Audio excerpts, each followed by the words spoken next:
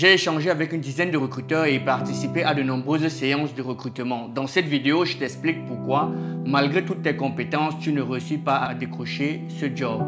Ton CV doit être comme un Mr Freeze en fin de journée d'été. On suce, on garde le goût à la bouche et on en redemande encore. Étape après étape, nous allons concevoir et réaliser ton CV. Sans plus tarder, je vais partager mon écran et nous allons concevoir ce CV ensemble, étape après étape. Alors, maintenant que nous sommes à la machine, je vous rappelle qu'il est important de comprendre quelle est la psychologie du recruteur, ses attentes et qu'est-ce qui constitue le profil idéal pour le poste. Chaque recruteur sait qu'un bon CV correspond à un bon candidat, du moins à 50%, en attente de l'entrevue prochaine. Un bon CV doit respecter la structure suivante. Il n'y a pas de photo, il n'y a pas de situation matrimoniale, pas d'âge, pas de détails superflus.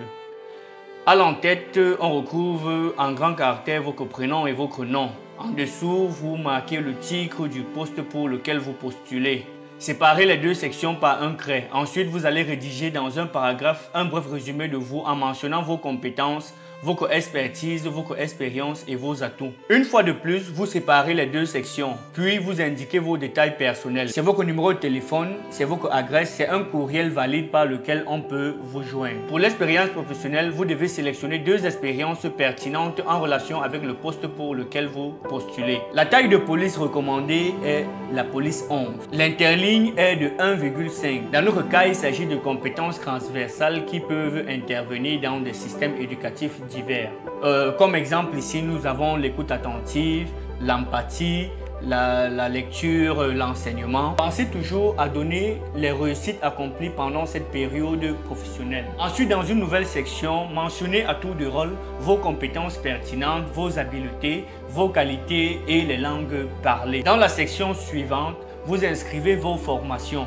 Pensez à inscrire vos formations en allant de la plus récente à la plus ancienne. Il est recommandé ici d'inscrire les résultats de votre évaluation comparative des études effectuées hors du Canada si vous venez d'un autre pays. La dernière section est celle des références. Elle donne un poids considérable à votre CV parce que vous donnez la possibilité au recruteur de contacter une personne ressource pour avoir ou pour vérifier des informations vous concernant. Tu pourras désormais obtenir des entrevues d'embauche pour le job de tes rêves. Si tu as besoin d'aide pour la préparation de ton entrevue, écris en commentaire entrevue pour recevoir mon e-book sur l'entretien d'embauche.